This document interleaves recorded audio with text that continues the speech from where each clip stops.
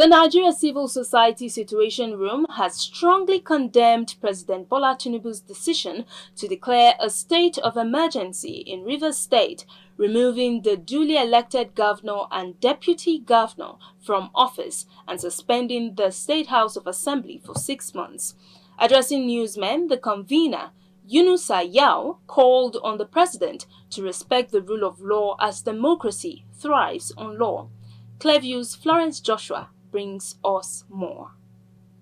According to the Situation Room, the president's actions constitute an abuse and assault on Nigeria's constitutional democracy and a dangerous threat to constitutional rule in Nigeria.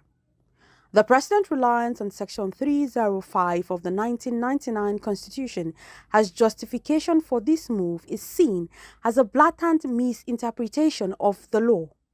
The Situation Room argues that while the Constitution provides for the declaration of a state of emergency under specific and extreme circumstances, it does not grant the president the power to unilaterally sack elected officials or dissolve democratic institutions. The president's reliance on Section 305 of the 1999 Constitution, as amended, as a justification for this draconian move is a blatant misinterpretation of the law. While the Constitution provides for the declaration of a state of emergency under specific and extreme circumstances, it does not grant the president the power to unilaterally sack elected officials or dissolve democratic institutions. The removal of governor and state legislators is a grave violation of the principles of separation of powers and the democratic rights of the people of river states, who freely elected these leaders.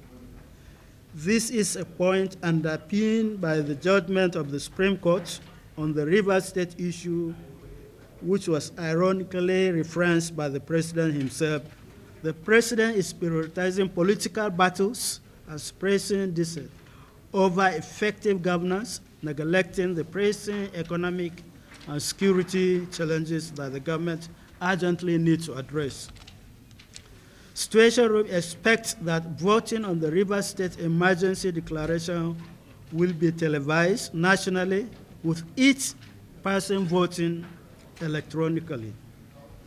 The Constitution is very clear that what is required for the emergency declaration is to pass is 2/3 of votes of 360 members of the House of Representatives and the 109 votes of the members of the Senate, meaning that no less than 240 members of the House of Representatives and 72 senators must vote in support of the declaration of the state of emergency for it to stand.